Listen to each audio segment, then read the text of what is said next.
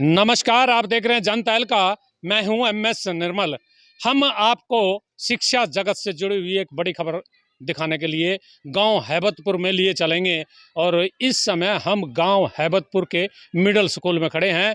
और middle school में इस स्कूल के जो बच्चे हैं उनके लिए, इस स्कूल के टीचर हैं उनके लिए, और इस गांव के आज जो अभिभावक हैं, बच्चों के माँ बाप हैं, उनके लिए खुशखबरी की बात है। और खुशखबरी ये है कि इस स्कूल की जो अध्यापिका हैं वो इस समय राज्य अवार्ड से सम्मानित किए जाने के लिए चुनी गई हैं। और ये एक खुशी की बात है।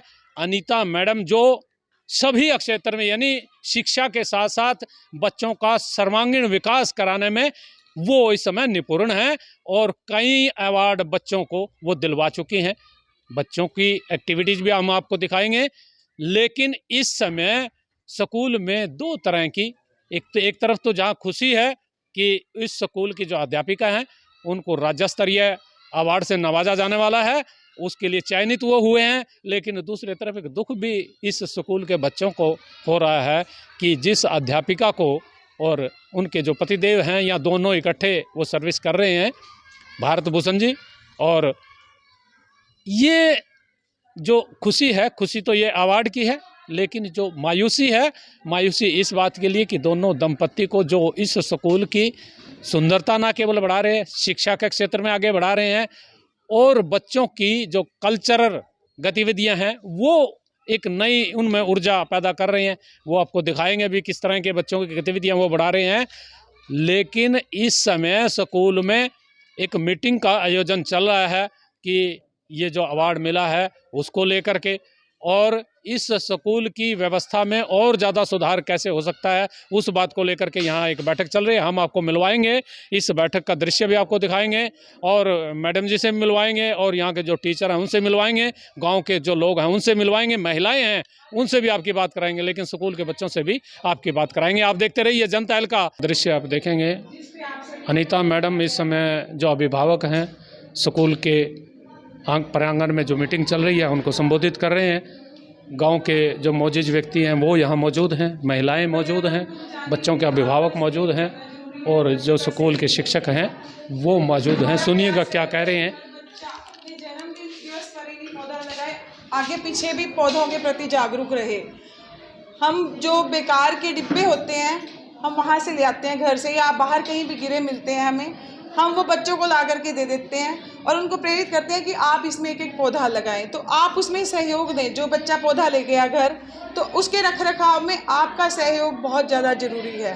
तो आज का हमारा मुख्य विषय ही विद्यालय एवं पर्यावरण संरक्षण है, और मैं उम्मीद करती हूँ कि अभिभावक आप एक मजबूत कड़ी हो, हम बच्चों के लिए, हमारे लिए, विद्यालय के लिए और पूरे समाज के लिए।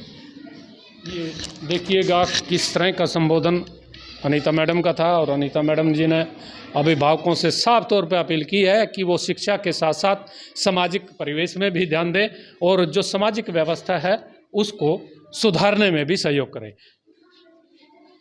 जो अनीता मैडम है वो बच्चों को पढ़ाने के जो कार्य है उसमें व्यस्त हैं, और एक एक बच्चे का होमवर्क है वो चेक कर रहे हैं।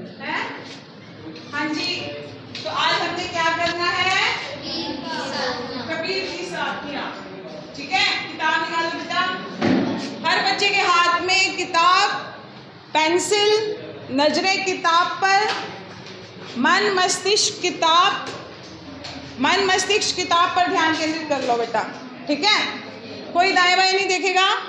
हाँ, तो पीछे पीछे बोलेंगे गाते गाते। आवत गारी एक है, उलटत होई अनेक, कहे कबीर नहीं उल्टिए, वही एक की एक। गाली देते हो? कोई देता है तुम्हें गाली?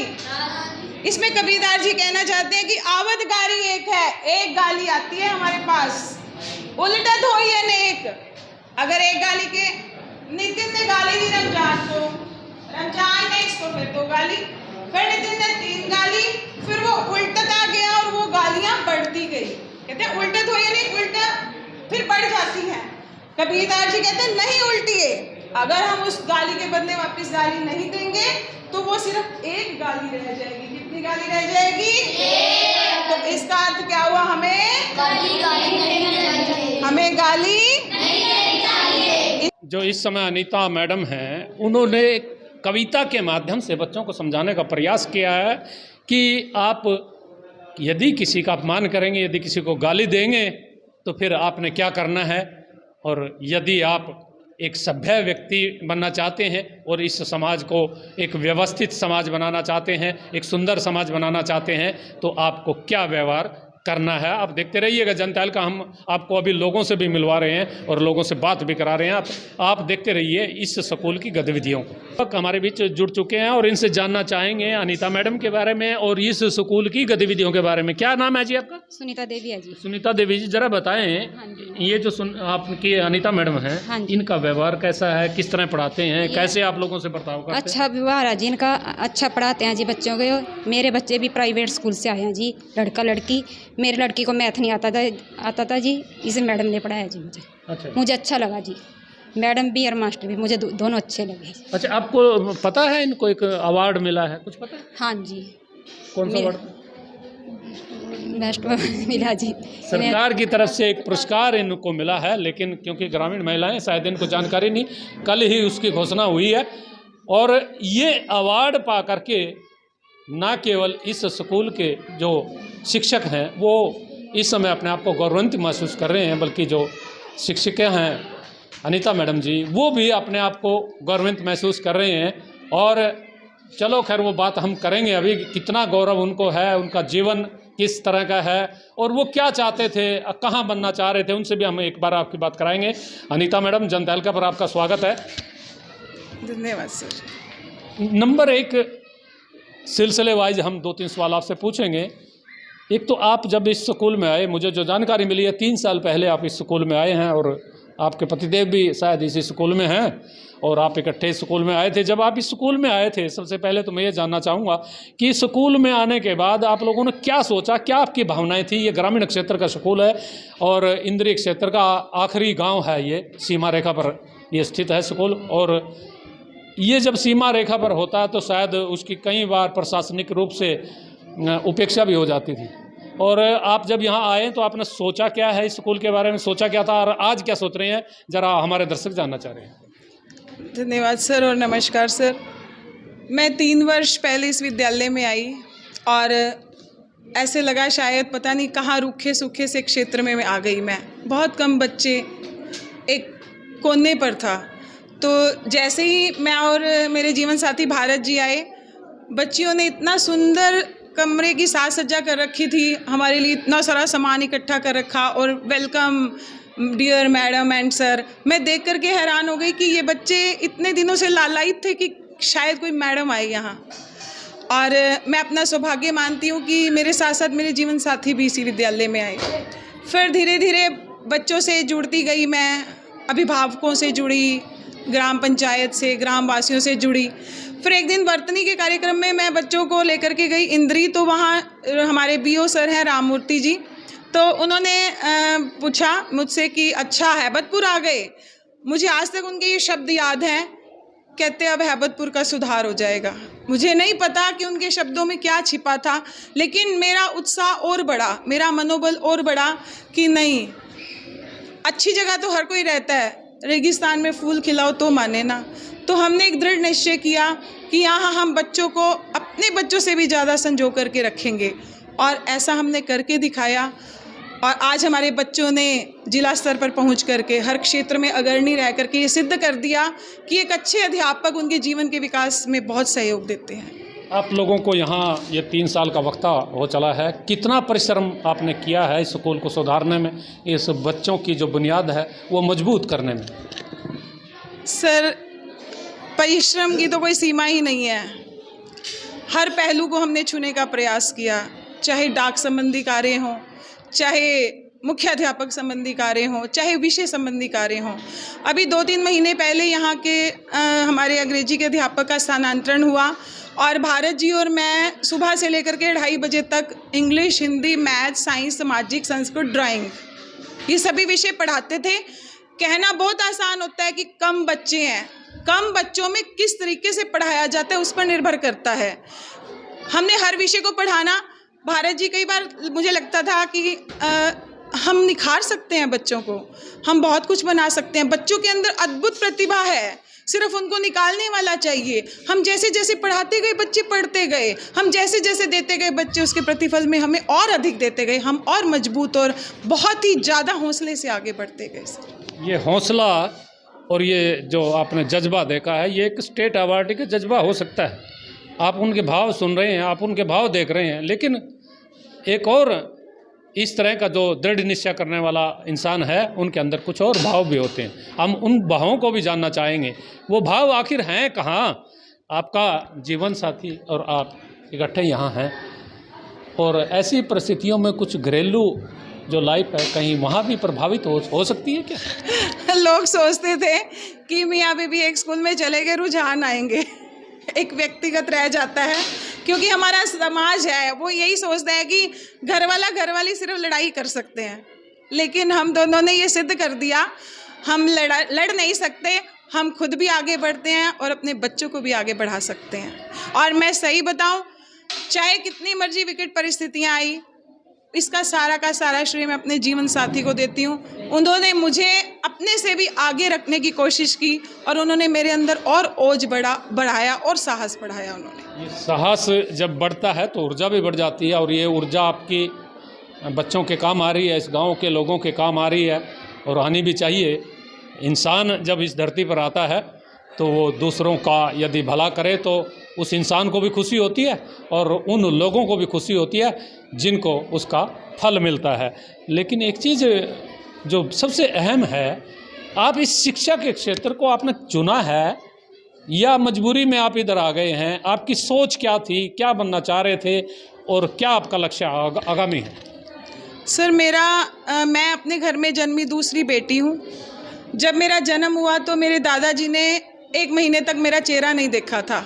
एक कड़वी सच्चाई, बोलते कि ये दूसरी लड़की क्यों आ गई, हमारे घर में लड़के ही लड़के होते, क्योंकि मेरे पिताजी अकेले थे। लेकिन मैं स्कूल में खेलों में आगे रहना, सांस्कृतिक गतिविधियों में आगे रहना, पढ़ाई में आगे रहना, फिर मैट्रिक प्रभाकर रोटी करते ही मेरा ये चयन हो गया। तो मेरे दादाजी ने नाक से लकीरें निकाली फर्श पर कि मेरी बेटी, मेरी पोती, जिसके जन्म पर मैं रुदन करता रहा, और आज सबसे पहले इसका सरकारी पत्र आया है। वैसे मैं दिल से पुलिस में जाना चाहती थी, और मेरे पिताजी कहते कि समाज में इतना सम्मान अध्यापक का है, इसलिए आप अध्यापक बनो। मैंने अपने पिताजी की रुचि को समझते हुए उनके विचारों को महत्व दिया।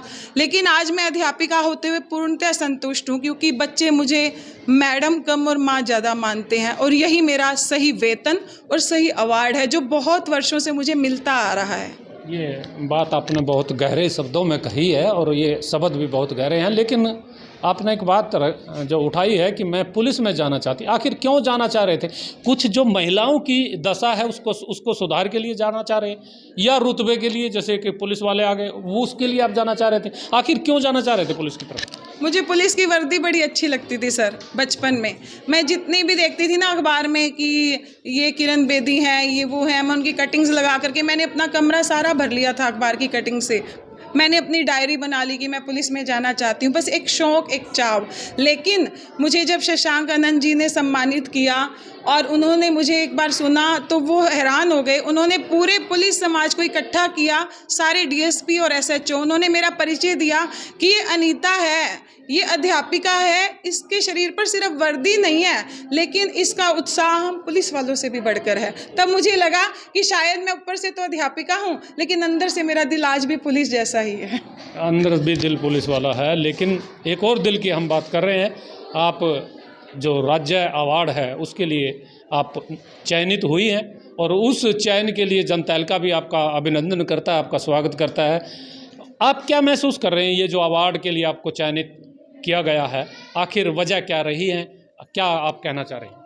सर, ये मेरे बच्चों का प्यार, ग्रामवासियों का प्यार, अभिभावकों का प्यार, मेरे जीवन साथी ने जो मेरे अंदर साहस भरा, और मेरी बेटी अर्शी आज मेरी बेटी कहती है मम्मी बच्चे माँ बाप का सम्मान बढ़ाते हैं, आपने तो मेरा सम्मान बढ़ा दिया।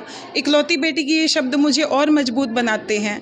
इसलिए इन सब की दुआओं, जो अध्यापक साथियों ने मुझे सहयोग दिया, इन सब की दुआओं का प्रतिफल है कि आज मैं जो ये हरियाणा में चयनित हुई हूँ, तो आज मेरा गौरव इन सबको समर्पित है, इनके चरणों में समर्पित है। एक चीज़ और भी जानना चाहेंगे, क्या कुछ और भी पाने का लक्ष्य है, कोई और अवार्ड पाने का लक्ष्य है या कुछ और मन में ठानी हुई है? सर मेरा तो एक निवेदन रहेगा, वैसे तो सरकारी प्रक्रिया है, मुझे और किसी अवार्ड की कोई आकांक्षा नहीं है।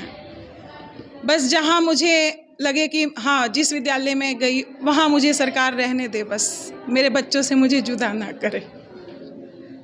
ये जो पीड़ा है दर्शकों, ये पीड़ा बहुत गहरी है और पीड़ा इस बात के लिए है कि कल ही मैडम अनीता को राष्ट्रीय अवार्ड के लिए चयनित का संदेशा मिला है और एक दिन पहले इनको स्थानांतरण का संदेशा भी मिल चुका है।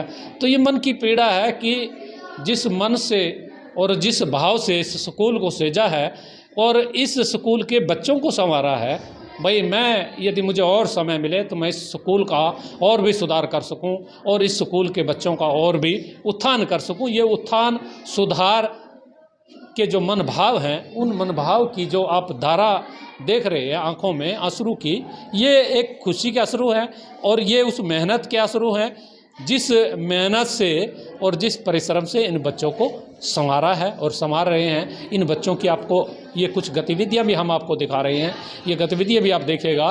कुछ बच्चे अपना देखिए, ये बच्चे संवारे किसने हैं, ये गीत गा रहे हैं, ये कविता सुना रहे हैं बच्चे। ये जो बच्चे कविता सुना रहे हैं, इनको संवारने के लिए बहुत कुछ चाहिए आदमी को, और वो जो बहुत कुछ चाहिएगा वो आप देख रहे हैं ये बच्चे किस तरह से गा रहे हैं। और एक ग्रामीण परिवेश में यदि बच्चे गाएंगे तो उनको संवारने वाला भी चाहिए। ये संवारे किसने हैं? अनीता मैडम ने और इनके जो सहयोगी साथी हैं उन्होंने। और ये संवार के बाद यदि उनको सहेज करके रखा जाए तो फिर ये बच्चे जो अच्छे क्वालिटी के जहाँ स्कूल होते हैं, उच्चतम श्रेणी के जो स्कूल जिनको कहते हैं, ये बच्चे उनसे कहीं आपको कम नज़र नहीं आएंगे। हम कुछ और लोगों से भी आपको मिलवाएंगे, यहाँ कुछ और लोग भी बैठे हैं, उनसे भी आपकी बात कराएंगे, लेकिन स्कूल के स्टाफ की भी हम आपको बात कराएंगे इस समय। कुलदीप जी, आप एक बार इधर मौके कीजिएगा। आपसे जानना चाह रहे हैं, ये जो स्कूल में अनीता मैडम हैं और यहाँ स्कूल का स्टाफ है, इस स्टाफ की और इस स्कूल की दशा कैसे सुधरी है, आप कुछ कहना चाहेंगे? सबसे पहले मैं अपने जनता एलका न्यूज़ का धन्यवाद करता हूँ। जब से मैडम और अपने टीचर जी भारत जी आए हैं यहाँ पर, स्कूल का माहौल, बच्चों में जो एक लगाव है स्कूल के प्रति और माँ बाप का इनके प्रति बहुत ज़्यादा लगाव हुआ है। और यहाँ पर कुछ बच्चे ऐसे हैं जो प्राइवेट स्कूल में उनका एडमिशन हो गया था 134A के तहत। उन बच्चों ने और उनके माता पिता ने ये बोल दिया कि हम प्राइवेट स्कूल में नहीं जाएंगे जब तक ये टीचर यहाँ पर है, हम यहीं पर पढ़ाई करेंगे और किसी स्कूल में नहीं जाएंगे, नहीं तो हम घर बैठ जाएंगे। बच्चों ने ये बात की अपने फादर मदर को, तो वो बच्चे यहीं पर पढ़ाई कर रहे हैं। ऐसे टीचर हम तो चाहते हैं कि हर स्कूल में ऐसे टीचर हों, हर टीचर को इनकी तरह बनना चाहिए जो स्कूल के बच्चों को अपने बच्चों से बढ़कर मानते हैं। कोई भी बच्चे को कोई तकलीफ़ हो जाए या जैसे उल्टी कर दिए, खुद मैडम जो है खुद अपने रुमाल से कैसे भी है वो खुद साफ़ करती है, किसी को बोलती भी नहीं है। यानी आप कहना चाह रहे हैं भी इन बच्चों को अपने बच्चों की तरह रखते हैं, सहेज करके, खाली एक स्टूडेंट नहीं मान रहे, अपने बच्चे भी मान रहे हैं? बच्चे मान रहे जी। अच्छा। क्योंकि कोई भी टीचर इतना आज तक का रिकॉर्ड है कोई भी नहीं करेगा जितना ये करते हैं।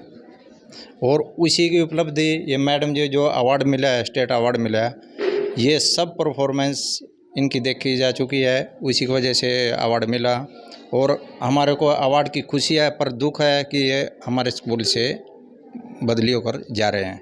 ये बहुत बड़ी दुख की बात है हमारे गांव के लिए, स्कूल के लिए। देखिए, वो रिक्ति तो भरी नहीं जा सकती, लेकिन मन के भावों से वो एक सम्मान दिया जा सकता है और वो सम्मान ये गांव के लोग दे रहे हैं। एक और ग्रामीण मौजूद हैं, इनसे जानेंगे क्या कहना चाह रहे हैं जी इस स्कूल को लेकर के। सबसे पहले मैं जनता एलका न्यूज़ का धन्यवाद करता हूँ जी। हमारे स्कूल का एक सौभाग्य था, 3 साल से भी हमारे स्कूल में इतने अच्छे टीचर आए, 2 जिन्होंने स्कूल को एक बहुत ऊंची मुकाम तक पहुँचा दिया। तो इन्होंने बच्चों को इतना प्यार दिया कि माँ बाप की कमी भी महसूस होने नहीं दी। बच्चों ने भी बहुत साथ दिया, अपनी माँ बाप की तरह इनका ध्यान दिया, इनकी तरफ इनकी पालना की। पर मैं तो यही कहूँगा कि दुर्भाग्य हमारा यही है कि ये दोनों टीचर हमारे स्कूल से जा रहे हैं। अब बच्चे हमारे फांसी की पर लटक गए हैं, जिनको कोई नहीं बचा सकता। आगे आने के टाइम में ये स्कूल ख़त्म ही हो जाएगा अगर बच्चों को संभालने वाला कोई यहाँ नहीं आया। ये मन के भाव, एक जिस तरह से मन से जब आदमी खुश होता है तो फिर हंसी निकलती है, जब मन किसी पासे में दुखी हो तो अश्रु निकलते हैं। अश्रु इस बात के लिए कि भविष्य जब इंसान का खराब होता नजर आए तो फिर मन में दुख होता है, मन में पीड़ा होती है। मन में दुख हो, पीड़ा हो, लेकिन समाज तो यूं ही चलता रहता है और ये चलेगा भी। इस समय जो हमारे साथ जुड़ चुके हैं भारत भूषण जी, और भारत भूषण जी को दो मैं कहूँगा सम्मान मिल रहे हैं। एक तो पत्नी को स्टेट गौरव का और स्टेट पुरस्कार मिल रहा है, ये जो पुरस्कार मिलने की बात है। दूसरा ये कि लोगों का प्यार आपको मिल रहा है, और जब प्यार मिलता है तो वो मैं समझता हूँ इंसान का यदि दिली प्यार हो तो वो किसी भी पुरस्कार से कहीं अधिक होता है। भारत भूषण जी सर, आप अनीता मैडम के पुरस्कार से खुश हैं या ये तबादले से मन कहीं दुखी है? सर, दोनों ही बातें सच हैं। पुरस्कार मिला है, राज्य शिक्षक अवार्ड जो मैडम को मिला है उसके लिए बहुत खुश हूँ। और सही कहूँ तो ये उसके लिए एक जो चयन किया है सरकार ने, बिल्कुल सही चयन किया है, बहुत मेहनती हैं। अब मैं ये कहूँगा तो शायद सब यही कहेंगे कि वो अपनी पत्नी की प्रशंसा कर रहे हैं, तो लेकिन एक शिक्षक होते हुए, क्योंकि पिछले 3 वर्ष से हम एक ही स्कूल में काम कर रहे हैं, और मैं देख रहा हूँ कि बच्चों के लिए जितने प्रयास ये करते हैं उतने शायद ही कोई अध्यापक कर पाता हो। क्योंकि एक सिर्फ पढ़ाना ही नहीं, अगर किसी बच्चे को किसी भी प्रकार की आवश्यकता है, मैं आपको एक छोटी सी बात बताऊं कि एक बच्ची अपने घर से थोड़ा परेशान थी। मतलब उसके पिता, जैसे आजकल का एक ट्रेंड है कि लड़के को ज़्यादा प्यार मिलता है, लड़की को कम मिलता है, वो बहुत मायूस थी क्लास में। अच्छी बच्ची थी, मैम के पास आकर के, जो बच्चा मतलब घर पे माता पिता को नहीं कह सकता वो मैम से कह सकता है। मतलब इतना ज़्यादा बच्चा अपने आप को क्लोज़ फील करता है। उसने स्कूल में आकर के मैम से कहा कि मैम मैं परेशान हूँ और मुझे मालूम नहीं मैं क्या करूँगी। तो मैम ने सिर्फ एक ही बात कही उससे, बेटा आप घर जाना और घर जा कर के अपने पापा को गले लगा लेना और कहना पापा सॉरी। और यही बात मैम ने उसके पिता को फ़ोन करके कही कि देखिए मैं नहीं जानती घर पर क्या बात हुई है, लेकिन जैसी बेटी स्कूल से घर जाएगी तो आपने उसको गले से लगाना है और कहना है बेटा सॉरी। वही हुआ, दोनों मिले, एक दूसरे के गले मिले और दोनों ने पहले ही कहा कि आई एम सॉरी। अब वहाँ तक का जुड़ाव शायद ही कोई शिक्षिका या कोई शिक्षक बच्चों तक पहुँच पाता हो, मुझे लगता नहीं है। तो सिर्फ ये जो अवार्ड है सिर्फ टीचिंग के लिए नहीं है कि आप कितना अच्छा पढ़ाते हैं, इसमें बहुत से स्टेप्स हैं कि आप पेरेंट्स से कितना जुड़े हुए हैं, आपकी जो बाकी एक्टिविटीज़ हैं, आप स्वयं अपने आप को एक उदाहरण के रूप में प्रस्तुत करते हैं या नहीं कर पाते हैं, और बच्चों को आप कितना ज़्यादा सर्वांगीण विकास कर पाते हैं, उन सब को देख कर के ये अवार्ड दिया जाता है। और मुझे लगता है कि जो अवार्ड मिला है उसके लिए ये बिल्कुल काबिल थे, और मैं सरकार का और विभाग का उसके लिए धन्यवाद भी करना चाहूँगा, और आपका भी धन्यवाद करना चाहूँगा कि आप शिक्षा जगत से जुड़ी हुई जो बेहतरीन न्यूज़ हैं वो भी जनता के सामने पहुँचाने का प्रयास कर रहे हैं। ये प्रयास कर रहे हैं, शुक्रिया। हम तो सभी तरह की खबरों को पहुंचाने का प्रयास करते हैं। सूचनाएं अच्छे काम हैं, और अच्छे लोग जो होते हैं उनकी जानकारी दूसरे लोगों को तक पहुंचना बहुत ज़रूरी है, क्योंकि जब तक जानकारी नहीं होती तो इंसान के मन में कई तरह के भाव आते रहते हैं, और वो शायद एक अच्छे इंसान को भी दूसरे रूप में देखता रहता है। एक चीज़ मैं और हमारे दर्शक जानना चाह रहे हैं, आप पत्नी की प्रशंसा कर रहे थे या वास्तविक में हकदार थी पत्नी? देखिए, हकदार हैं तो ही प्रशंसा होती है सर। यदि कोई हकदार नहीं है तो देखिए, मैं वैसे भी अधिकतर लोग जो मुझे जानते हैं, जानते हैं कि मैं स्पष्ट हूँ, और पेरेंट्स भी जानते हैं, और शायद मेरे आसपास के जितने मित्र, प्रेमी, सगे संबंधी सभी जानते हैं। आदत है कि जो अगर किसी को कुछ कहना है तो मैं सामने ही कह देता हूँ। अगर पत्नी की कहीं कोई बात मुझे लगती है कि गलत है तो मैं वो भी उन्हें बता देता हूँ कि आप यहाँ पर गलत हैं, और जहाँ प्रशंसा करने योग्य बात है तो उसकी प्रशंसा की भी जानी चाहिए। क्योंकि अगर सही कार्य के लिए आप किसी की पीठ थपथपाएंगे तो शायद उसे काम करने का और ज़्यादा जज्बा उसमें जागृत होता है। तो कोई भी संबंध हो, अगर प्रशंसा करने लायक कोई बात है तो उसकी प्रशंसा करनी चाहिए मुझे। करनी होनी भी चाहिए, प्रशंसा भी बहुत जरूरी है। हर व्यक्ति, हर इंसान, हर जीव प्रशंसा चाहता है, और यदि सही कार्य की प्रशंसा हो तो फिर उसका उत्साहवर्धन हो ही जाता है, जैसा आपने कहा। लेकिन एक जाते जाते एक सवाल हम जरूर जानना चाहेंगे। आप पति पत्नी के रूप में स्कूल में रहे हैं। आम जो हमारा प्रचलन है, हमारी सोच है, पति पत्नी के बीच में हमेशा थोड़ी खटपट हो ही जाती है। जैसे घर में बर्तन हो तो खड़कते भी हैं, कभी स्कूल में भी कोई खड़काबाजी हुई है क्या? नहीं सर, एक्चुअली एक बर्तन स्टील का है तो दूसरा प्लास्टिक का है, वो आपस में खटकते नहीं सर। अच्छा, आजकल प्लास्टिक का भी चलन है ना सर, बर्तन बहुत से जो प्लास्टिक प्लास्टिक कौन सा, स्टील कौन सा? सर वो तो जो देखने वाला अपनी नज़र से देख सकता है ना। जी सर। चलो देखिए, सोच भारत भूषण जी की बड़ी अच्छी है, और भारत भूषण जी ने इस स्कूल को भारत बनाने का प्रयास किया है, और इस प्रयास में ये कितने सफल हुए हैं वो तो इस गांव के लोग बता पाएंगे, इस गांव के स्कूल के बच्चे बता पाएंगे। लेकिन जो एहसास यहाँ बच्चों का हमने देखा है वो स्पष्ट रूप से झलक रहा है कि इस स्कूल को संवारने में, इस स्कूल को बनाने में इस दंपत्ति का बहुत बड़ी अहम भूमिका है। और हम जन तहलका के माध्यम से इस दंपत्ति को ये अपनी तरफ से आश्वस्त करना चाहेंगे कि आप जहाँ भी जाएं, इस स्कूल के ही नहीं, इस स्कूल की तो आपको यादें आपको ले जाएंगी, लेकिन आप जहाँ भी जाएं इस देश के भविष्य को बनाएं और उनको सहेजें, उनको संवारें, क्योंकि इस देश का भविष्य बच्चे हैं। और जब बच्चों को आप सहेज करके अच्छे संस्कार देंगे, अच्छे विद्वान बनाएंगे, तो फिर ये देश भी आगे बढ़ेगा, और इस देश में जो विकार हैं वो भी ख़त्म होंगे। और विकार ख़त्म होना बहुत ज़रूरी है, क्योंकि देश कई तरह से डोल रहा है, कई विकट परिस्थितियाँ इस देश पर मुँह बाई खड़ी हैं। उन परिस्थितियों से भी लड़ना है, और वो लड़ने के लिए उत्साह और जज्बा इस तरह के शिक्षक दे पाएंगे। हम इन शिक्षकों को सलाम करते हैं, इन शिक्षकों को प्रणाम करते हैं, और इन बच्चों को भी प्रणाम करते हैं जो अपने शिक्षक का सम्मान कर रहे हैं। देखते रहिए जन तहलका। मैं अपने सहयोगी पंकज के साथ इस समय हैबतपुर गांव से।